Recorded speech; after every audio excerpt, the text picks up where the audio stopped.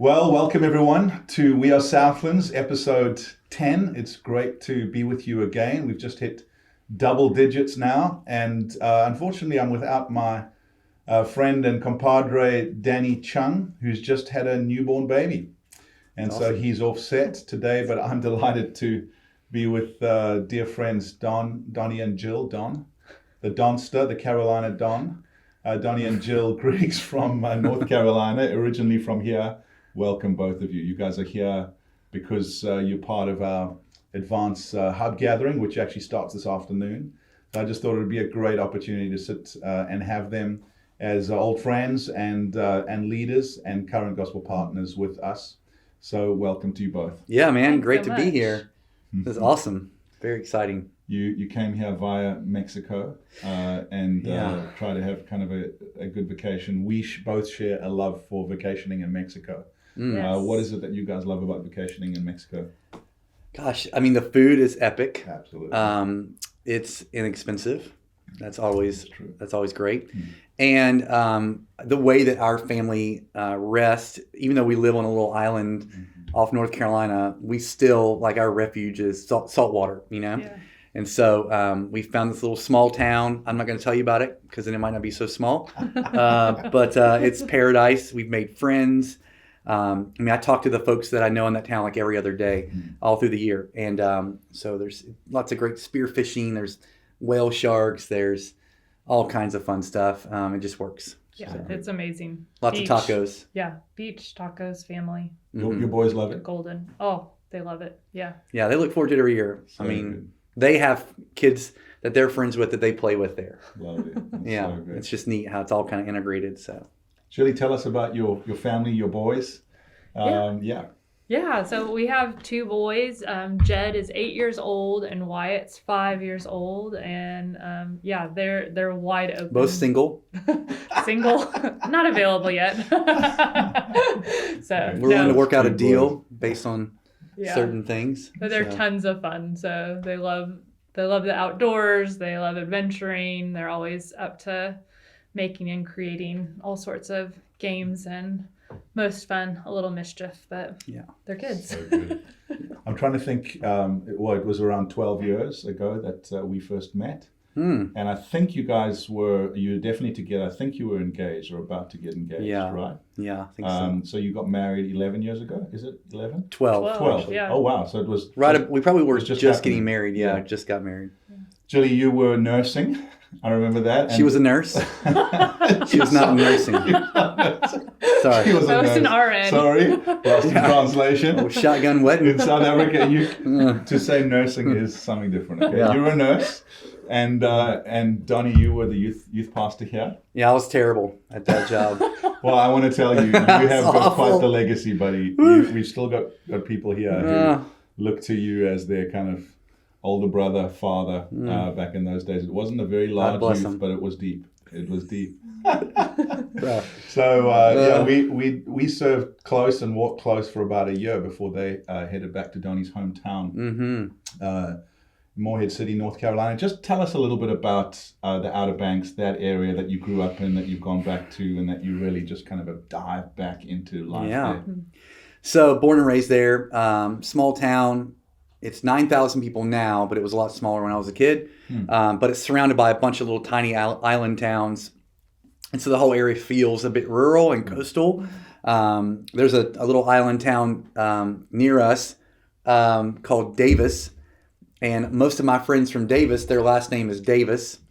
And one of the guys who's coming through as a up-and-coming pastor elder in our church, his name is Davis from Davis. You guessed it. Wow. And so it's that kind of place. There's a ton of history, very tight-knit communities, very really hostile towards outsiders, but a big tourism center as well.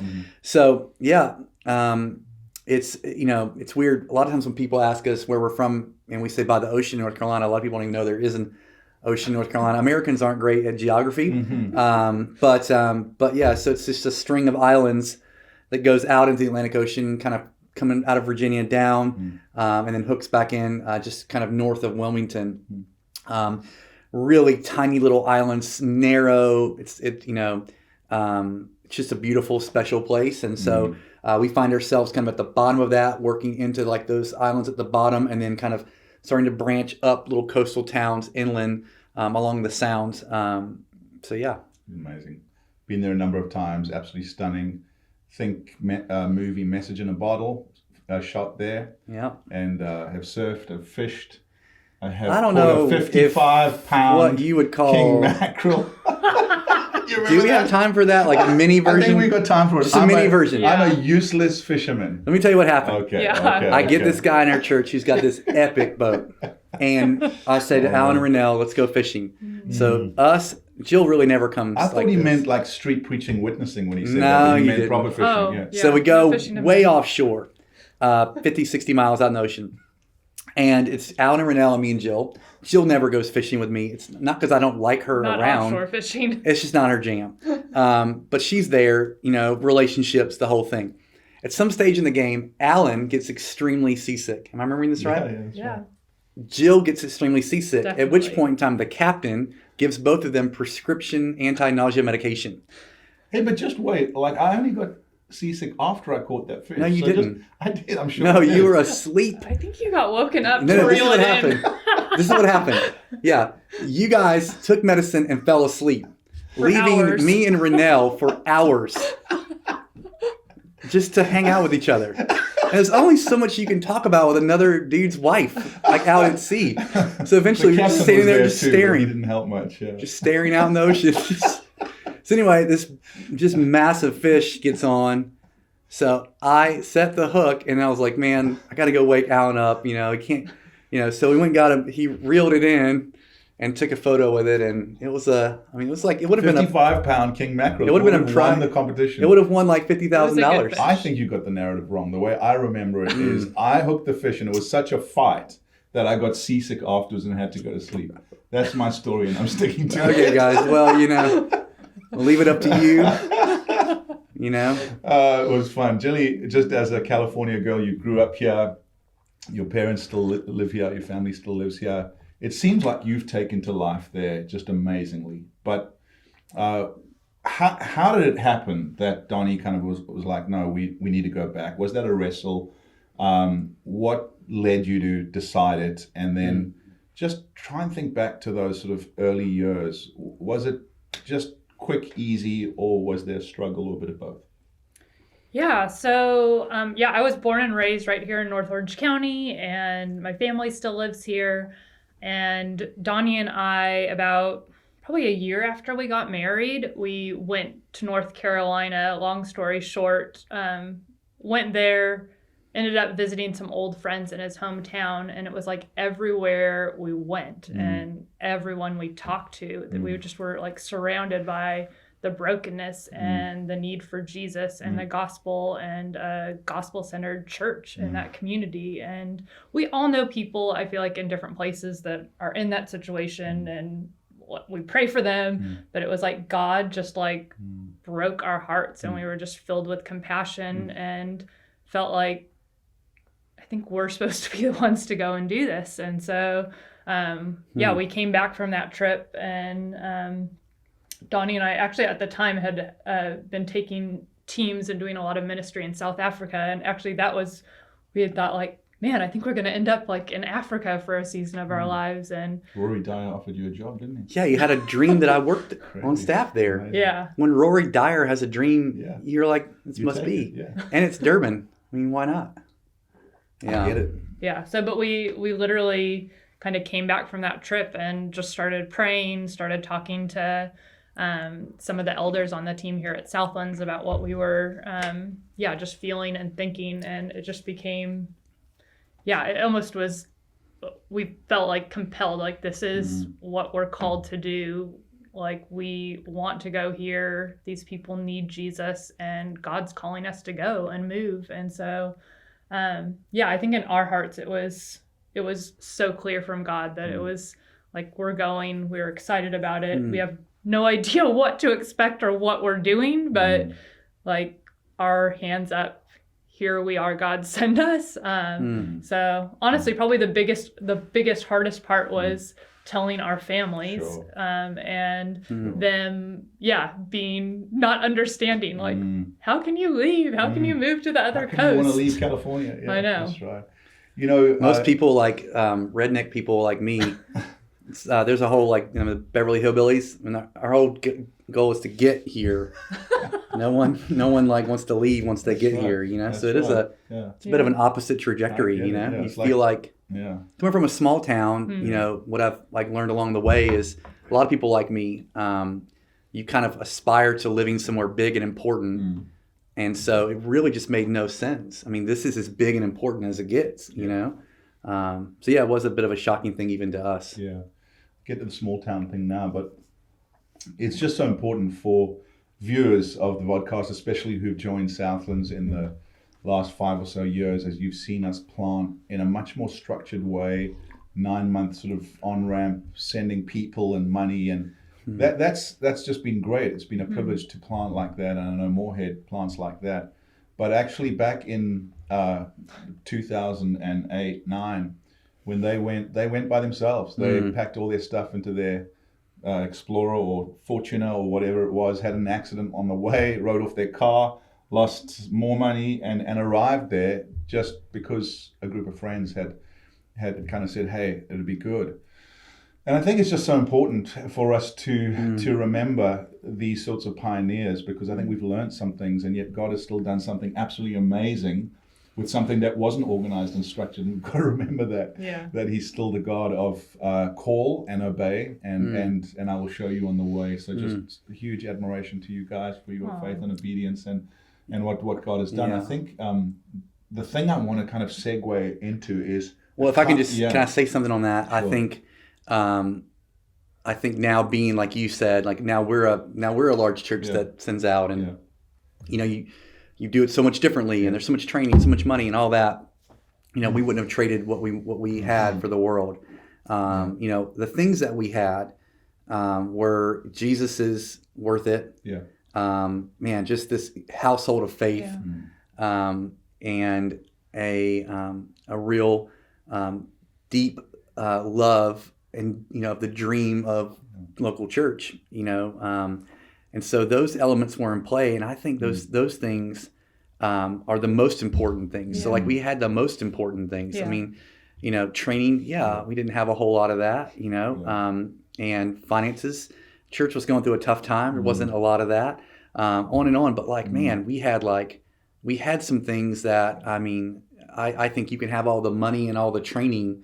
You see guys who have all this money and training, but they don't have these things, and it's just not enough, you know. And so, right. I mean, we don't look back at all with like this, you know, Southland's really let us down. We think, gosh, you know, what we got was like pretty potent stuff, you know. Definitely. And so, you know. I remember Mark Tapping, who was an elder with us, doing a visit with you there and coming back and kind of reporting. I remember exactly what he said. He said, I saw Donnie in a different way, because Donnie was the youth pastor and deeply loved, highly gifted, but it's easy to kind of see someone in a certain way. And then he said he went to his home, and I remember he said this, he was like a prince among his brothers. And it actually took Mark to say, guys, I think that there is a vacuum there. There are these young couples that can't find a church that's healthy, and they're looking to Donnie and Jill. And I think that's part of it, is trying to discern like the gospel vacuum, isn't it? Yeah. It's not just like, let me go to my favorite place or my hometown, but actually, is there a sense of gospel vacuum that the Lord is calling us into to fill? Yeah. And you guys responded to that. So just speak about what it was to kind of gather and lead friends that you grew up with. Sure, that kind of saw you probably at your worst. Yeah. But somehow still was like, well, and lead us. I think it's worth too just pointing out. I mean, I was going to say a while ago, the Mark and Nass piece is huge in this. I mean, they visited with us on that trip, and I mean, they saw it almost before we saw it. Yeah, that's true. And to the point where, like, Mark told me, if you don't go plant a church there, we will. Wow. I mean, he was that convinced. Wow. And then he had this word, like what you said, it was that I was like a Joseph. You know, I'd been taken out. I'd been like given all this like training and equipping, but I was like, but it would all been so that I could actually go back and feed my family. And it was like this. I remember I was sitting when he gave me that word, So it's interesting how like those types of things will carry you when there's not money, when there's all kind. I mean, it's like we had that kind of stuff, and so we owe so much. Mark and Nasser coming out now at Christmas, Amazing. and it will have been 11 years since they've been there. So they haven't been to One Harbor at all since One Harbor's been One Harbor. Crazy. So I think there's gonna be some tears shed on that trip. So, That's so true. so regarding like what it was like to lead these guys I'd grown up with, that was the kind of core team. Was this group of guys? 2 of them were brothers. There were 3, and then kind of quickly became like 5 or 6. But most of these guys I've known my whole life. One of them, my grandma babysat before I was born. There's a picture of my grandma with him on one knee and me on the other. And so we go back a long time. We played in tree houses together and all the rest. And I think there were challenges, but it wasn't as hard as I thought it was going to be, if I can be honest. I mean, it really was more of a joy. And I think there was just such an overriding sense of, like the beauty of what Jesus was doing, that whatever that would have been, we just didn't have time for it. That's the thing about mission is like when there's mission, it kind of keeps you from the shallow ends of the pool, the pettiness, the slander, the gossip, the, all that little stuff. Kind of fades away when there's like bullets flying and people getting baptized and all that. And so, I mean, God just, I think, kept us through that, Yeah. I remember early days, Donnie and I sitting in a downtown Fulton coffee shop because he'd asked me to kind of be an interim co-elder with him before he raised up local leaders. And we have this interesting sort of meal, and I write a chapter in my book on it where we're talking about his first sermon series, and he's like, I've got this great idea, and he takes out a napkin at the Rialto Cafe. Remember Leslie at the Rialto Cafe? And she was awesome. She was, yeah. And what was her father's name? Joey, anyway, I think. And anyway, great cafe, Rialto Cafe. And he draws a church, kind of a classic church building, and then a cross. And then he says, there's this saying, which came first, the chicken or the egg? And I'm just like, this is so weird. And I said, this guy's going to be a great church planner. Series. And he says, I want to do a series through the book of Matthew, which came first, the cross or the church? And it was really a moment, not just for him, but for me as a leader, and I think for us as a church, where we had begun to discover or rediscover the gospel as central. I often say if Southlands were a town, the gospel would be Main Street. And I think before that we'd become enamored. Good at saying stuff. Thank you. We'd become enamored with kind of a way of doing church, a church model, and actually had become kind of novices at the message. And Donnie intuitively picked this up, and he just said, look, I'm not going to just forsake everything that I've learned about church, but I want to go in and plant a church preaching the cross. And you did that for how many years? It was probably, it was long, wasn't it? Yeah, we did. So yeah, we did. We did a whole series on Jesus in Colossians, and we went into Matthew for like 2 years. It was a long time. I mean, people died before they made it out of that season. They never learned what the church was. No. I heard it was fantastic. That's what we tell people when we start a new series. We're like, look, not all of you are going to live through this. It's going to be a while. It's like Martin like 14 years in Romans, right? So, that's funny. So anyway, it was a long time, and I look back and think, I don't know that I forsook anything.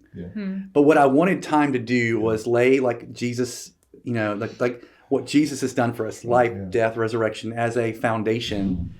And my thought now looking back on it was like, okay, what did the disciples get first? Well, they got him before they got the church. That's and right. When you get him, man, the church is, you can keep fighting for the church. You don't worship the church. There's so many things that man, that's okay if you get him, and so I wanted that. And I also wanted time for myself to sort of take everything I knew about church. And this image I had was like those, like, I think this is a universal little kitchen tool gadget where you take a potato and you push it through a little wire grid and French fries come out. that's the image I had. Like I wanted to have time to kind of take what I knew about church and, and push it through this gospel little French fry maker So good. and see what came out, so and I think most of it looked the same, but Yeah. but the perspectives and nuances change, and those things are often more important than anything else. But I needed time to like feel what that felt like if Jesus was indeed the most important person, Yeah. good. Yeah. So Julie, just partnering with your man, listening and encouraging him while he preached, like really courageously in a new way. Some people really giving him flack for like, well, why are you just preaching 2 years through Matthew? I mean, I remember those days. One, what was it like in those early days as he preached and like the light started going on for people? And what was something of the fruit of starting a church that just really was firstly about Jesus and his gospel, and then secondly about the church? Yeah, so looking back, I mean, I'm just so amazed at like all that God's done, because we literally started, we met in a living room with a handful of people, like the couple that lived there, like their little toy poodle, like his like dog toy basket, like we used for our offering. It's plenty big. plenty big. It's plenty No, big. but I think, really us just starting like with Jesus and his gospel of like, this is what we're about week after week. We're not going to talk about anything else. Like, we did talk about other stuff, but like this is the thrust of like, we're going to talk about Jesus and his gospel week after week. And I think it really just became from like our second Sunday. The first Sunday was kind of the people that we had already knew that we were coming.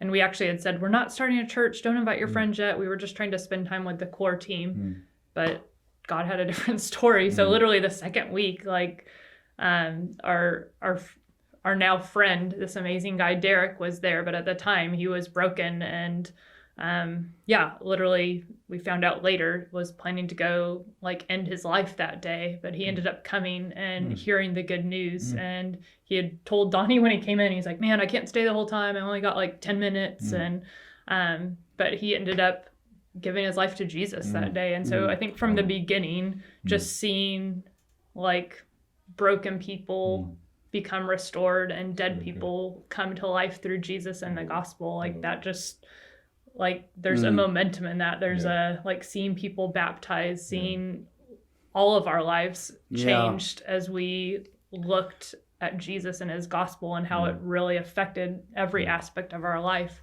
It was kind of just this ripple effect that like started coming as more people came and more people started hearing the good news and more people gave their lives to Jesus and got baptized. So good. And there has been significant growth. You guys are 4 congregations, over 2,000 people, right?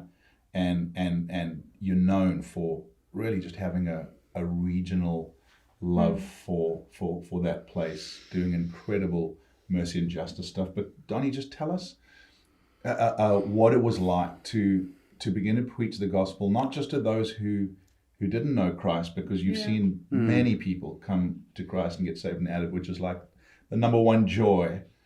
But it seemed like a lot of Christians were awakened to the gospel and stuff was broken off them too. Yeah. Tell about that a little bit. Man, that was that's such a huge privilege as well, and I'll never forget.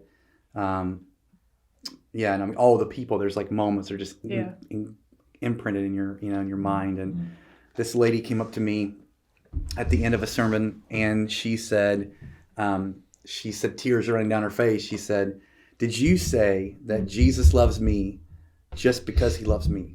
I was like, "Yeah." And she was sobbing.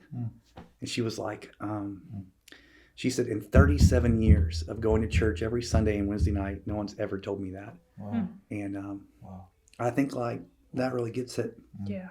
A lot of what has been preached, especially in contexts like mine, is just morality. It's don't drink, cuss, or chew, or go with girls who do. It's that's the sort of battle cry. It's political conservatism. It's moral, do-goodism. It's do better, try harder. It's really the message of Pharaoh: make more bricks without straw. It's just this like kind of cracking of the whip continually, like do better, do better, do better, do better.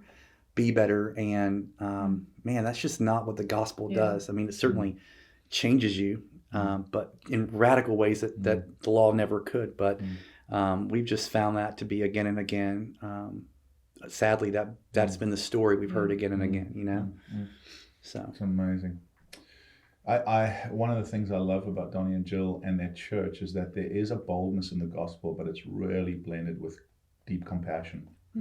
And Jilly, I don't know if that started with you in terms of your nursing background, but somehow both of you really carry a heart for the hurting and the broken. You come from very different family backgrounds, and yet you both seem to carry that. Just talk, Donnie, just a bit about Small Town Jesus, which is the book that you wrote, and you talk to what it is to walk with some of the real privileges of small town planting, but also some of the real pain and how you've run to the pain. What God has done through that. I mean, the long story short is, you know, we started to realize there wasn't a lot of resources out to help churches, you know, or people who wanted to start churches in places like where we lived. There was a lot of resources dedicated to urban and some to suburban, but really, you know, we had to reformat a lot, and then, you know, there were just missing pieces, and so that's kind of how the book came about. You know, long story short, and there were just some ideologies around urban centrality that were, I just think, frankly, ungodly and needed to be corrected. And so just unpack that a little bit for people that don't know. So I think there's this oversimplification that small town rural America is reached. There's this ideal that it's like Mayberry from the Andy Griffith Show, and look at all the buildings, and you know, which is not true. The Wall Street Journal had an article last year where they said that small town rural America is the new inner city. That you know, 8th graders in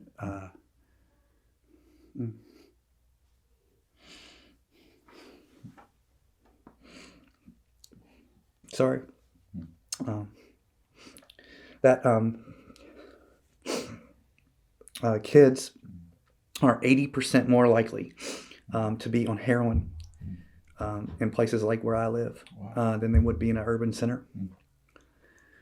So, so that's just not true. It's not all reach. It's not all fine. And then there's this other kind of urban-centric methodology, you know, that if you focus on large urban centers, eventually, fingers crossed, somehow the gospel will leak down to these little places. And people think that's like the plan A. And the reality is, you know, that's a terrible thing to say. You know, well, fingers crossed, somebody will eventually leave a city and come to you. But also, it's not what Jesus did. He prioritized little towns and cities. And he gave them the same gospel, and he did the same works and the same miracles and the same. He sent his disciples. He prioritized them. It was both and.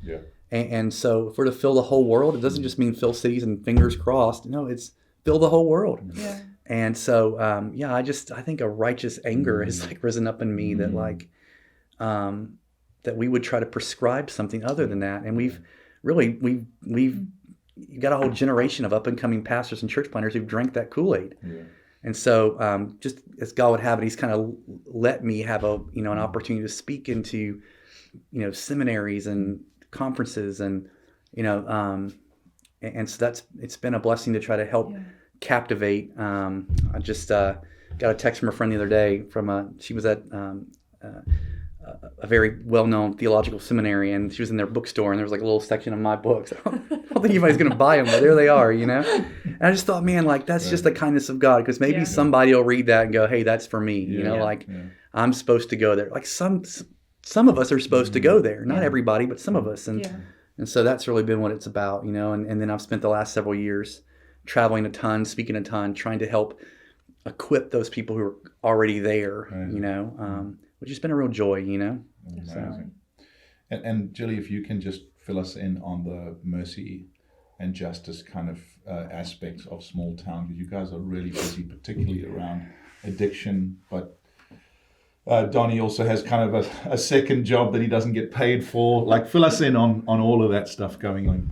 Yeah, so I mean, we live in a beautiful like area with beaches and everything, but it's filled with brokenness, and so addiction is a huge alcohol and drug addiction is a huge problem in our area, and so we've as a church, it's a problem in our community, so that makes it like our problem because we're a part of this community, and so One Harbor has had the privilege to really find ways that we can help addicts that need and want help in our community to get the help they need to get to rehab, to get into sober living communities, and when they return to have the support to get integrated back into a community and have the resources, because we've found that a lot of the people that relapse after coming back from that, it's because they don't have transportation, they don't have a place to live that's a sober living. They don't have a job. So we've just really had the privilege to get to partner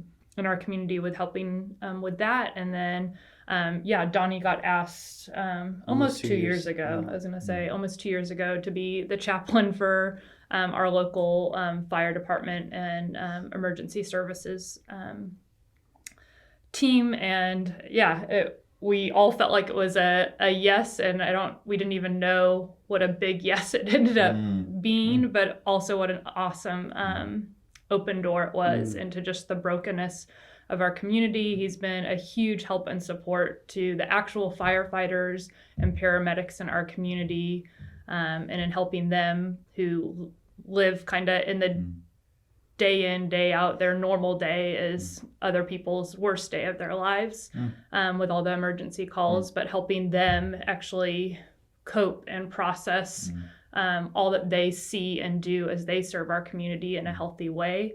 And we've been a part of actually seeing one of our good friends realize he was not coping in a healthy way through everything that he'd seen and experienced. And so, but now he's gone and gotten the help that he needed and is back. I think he's like 174 days sober today. Yeah. Wow. Yeah. So, I mean, it's just, so seeing that, and then also just being Donnie's, gets to, has gotten involved in some of the 911 calls, and so is there. In some horrible moments that none of us would ever want to face or experience ourselves or for our children. But it's been an open door just to love and serve, just the people in broken circumstances. So with, everything from drownings to overdoses, heart attacks, everything. So, but it's been a huge open door, and we've seen a lot of gospel fruit from it as well. So it's hard, but it's been this wide open door, really to love and serve our community, and for our church to love and serve our community as well. Thank you for the way you guys have continued to. You could, I'm sure, be tempted at times just to go, we've got a great church, we live in a beautiful place, let's just slow down and settle down a little bit. But I don't see that in you. And thank you for the way you just keep on running into crisis, bringing the comfort of Jesus. I know that comes at a huge cost. Maybe just as we begin to land, I've got one other question, but how have you fought for health amidst the pressure of growth and mission?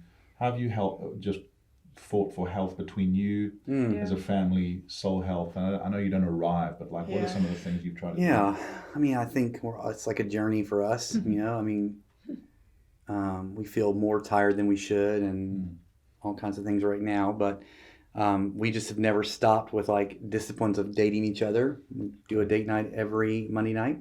That's just a thing we've always done since we got married. So we do that. We do a lot of checking in with each other. I've got just a remarkable eldership team, and a few of those guys, all of them care deeply about us, but a few of them are a sounding board for me, and a real accountability for me. And this thing with the first responders, man.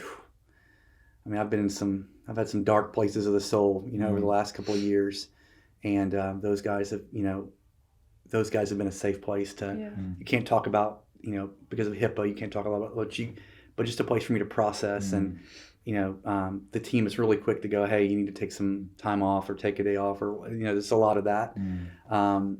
We try to really try to strive to be really good parents, still try to be present with our kids, and so even on really hard days, I'm trying to throw a ball in the backyard with my kids, and we're taking them surfing, and then we just plan epic vacations. We use all of our little miles, and we pull every string we can pull, and we just really rest well, because there's just not a 9 to 5 aspect to our life. I mean, so that's like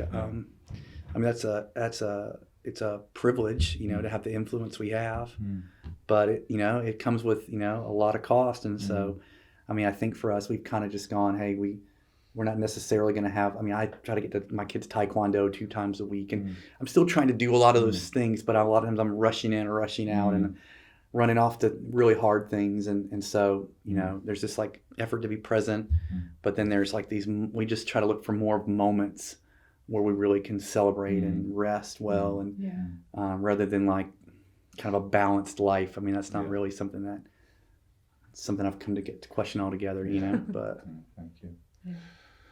I want to land. This has been so. I feel like we could talk for hours, but we're running out of time. But I want to land just, and Jill, feel free to chip in. But just talking about like hanging in there as brothers, as partners in the gospel, brothers and sisters, as people who are strong and go through times of conflict together. Yeah. So Donnie and I are close. We serve on the advanced lead team. As couples, we've traveled around the world together, I think doing some pretty impactful things by God's kindness. We've been in each other's homes and churches, but actually the reality is Donnie and I have gone toe-to-toe at times. We're both strong guys with very gracious wives who often have to suffer through us and with strong opinions, and yet we sit here as brothers who have just tried, not always worked, but actually tried to make every effort to maintain the unity of the Spirit with a deep affection for one another. But I just thought, man, it would be good, because I think many people think, well, leaders don't really go through what I go through, and perhaps once you reach a stage where your church is larger, it's like you grow past that stuff, but actually you don't necessarily. The stakes just get higher. Yeah. So egos get bigger. And so speak to me about that, and I'll try and chip in too. Yeah, I've thought about this. Like, it's weird that maybe what we should do is when we hang out, we should have microphones, at least one wife, coffee, and a video camera. Because this is so easy. And like, you guys probably watch this thinking, these guys clearly love each other and have high regard for each other. And we're focused on us right now because he's getting asked all the questions, but I have just as many questions about him and Renell and Southlands. And we just have such, I think, high mutual respect. And just somehow the enemy has like found little ways through the years to get it right, And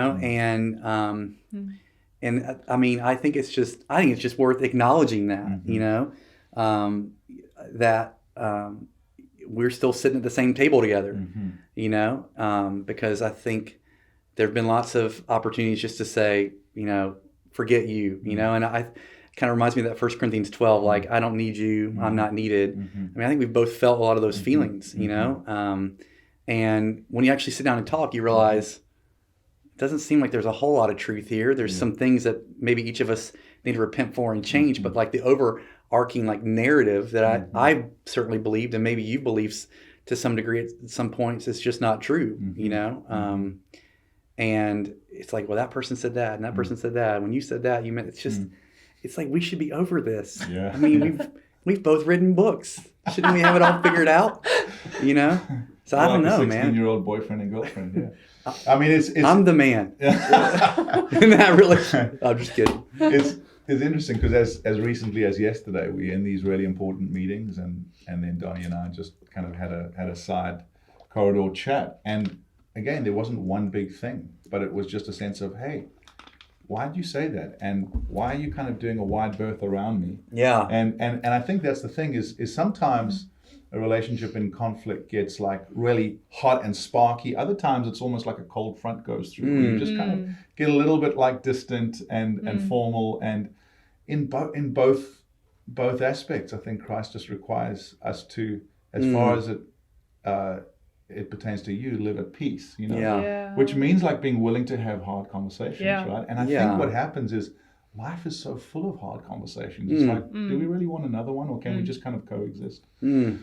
So look, this is not a big teaching on conflict resolution, but just an encouragement to you to make every effort to maintain unity. It's like a backyard, or it's like a beard, like your beautiful beard. It needs maintaining, right? Yeah. And so we're not speaking as guys who've arrived, but guys who are in process to say we are committed to growing old together with our wives, walking close. God's done such good things, and let's not allow the cold front or the sparks to fly in a way that separates. Yeah. And you want to leave, either of you, some last words around that? Man, it's just relationships are worth fighting for, you know? And we live in an age where friendship is defined by a social media app. And that's not what real friendship is.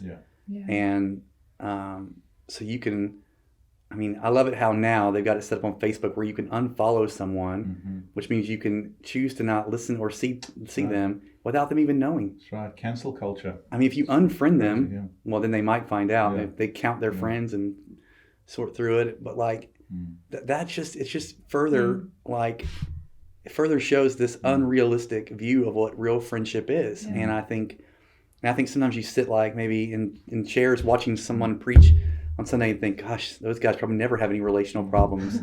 And that's just not true, you know? And you can do that thing where you can say, well, I'm done with Alan, you know, like I'm, you know, but it's like friendships, like real friendships are worth fighting for, you know? And I think that's what's brought me and Alan to the confrontation table multiple times. It's just we're not giving up on it, you know? And I feel like every time we get a little closer to maybe we're never going to have this again. The time span does seem to does seem to like, you know, there seems to be like more and more time between those moments, you know, but yeah, man, it's just worth it, you know? Because I know at the end of the day, I know Alan's for me, and I know that, like, you know, if something went down in our life, he'd be on the next plane. I know that. I think he knows that about me, you know? And so it's just a matter of us trying to, like, you know, find how the enemy's getting it right and not let him, you know?